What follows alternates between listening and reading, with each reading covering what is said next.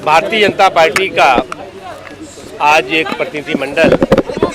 चुनाव आयोग से मिला, जिसमें मुख्य चुनाव आयुक्त और उनके साथ दोनों चुनाव आयुक्त मौजूद थे। भारतीय जनता पार्टी के प्रतिनिधिमंडल में भारतीय जनता पार्टी के राष्ट्रीय महामंत्री श्री धर्मेंद्र प्रधान, हमारे राष्ट्रीय प्रवक्ता श्री प्रकाश जावड़कर जी,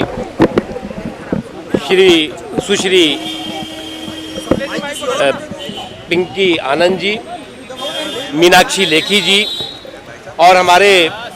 लीगल और इलेक्शन कमीशन जो डिपार्टमेंट है उसके सत्यपाल जैन जी मौजूद थे। दो महत्वपूर्ण मुद्दे थे जिन पर कि हमने चुनाव आयोग से कांग्रेस पार्टी की शिकायत की है। कांग्रेस पार्टी एक तरह से हैबिचुअल ऑफेंडर हो गई है, एक हिस्ट्री शीटर पार्टी हो गई है जो कि चुनावी कानूनों को लगातार तोड़ती रहती है और उन्हें लगता है कि जो कानून है देश का वो कांग्रेस के महल का मुलाजिम है, इसलिए उन्हें कोई किसी तरह के कानून की चिंता नहीं होती। पहली जो शिकायत है, श्री राहुल गांधी जी ने कुछ दिन पहले जिस तरह से धार्मिक उन्माद पैदा करके राजनीतिक लाभ उठाने की कोशिश की थी, उसके बाद चुनाव आयोग ने श्री राहुल गांधी जी को चेतावनी दी थी। उसके बाद उन्होंने तुरंत भारतीय जनता पार्टी को चोरों की पार्टी, लुटेरों की पार्टी छत्तीसगढ़ की एक सभा में कहा, जो कि शुद्ध रूप से आदर्श चुनाव आचार संहिता का उल्लंघन है और चुनावी कानूनों का उल्लंघन है। दूसरी जो शिकायत है मध्य प्रदेश की, मध्य प्रदेश में लगातार कांग्रेस पार्टी के द्वारा भ्रामक, अनैतिक और कहीं ना कहीं जो चुनावी कानून है उनकी धज्जियां उड़ाते हुए विज्ञापन जारी किए जा रहे हैं, जिसमें कि श्री नरेंद्र मोदी जी पर व्यक्तिगत प्रहार, श्री शिवराज सिंह चौहान जी और उनके परिवार पर व्यक्तिगत हमले और गंदी और अनैतिक और असभ्य भाषा का इस्तेमाल करके कांग्रेस पार्टी जो चुनावों में मैदान में तो हार गई है, लेकिन इस तरह की साजिशों के माध्यम से अपनी उपस्थिति दर्ज कराने की कोशिश कर रही है। हमने चुनाव आयोग से मांग की है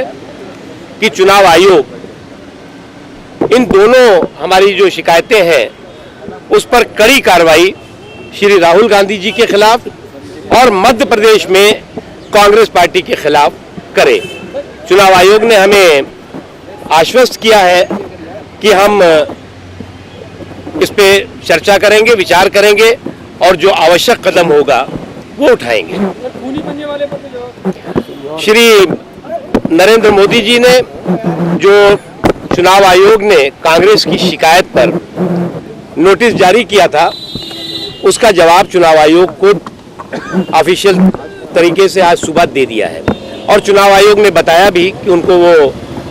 जवाब श्री नरेंद्र मोदी जी का प्राप्त हो गया है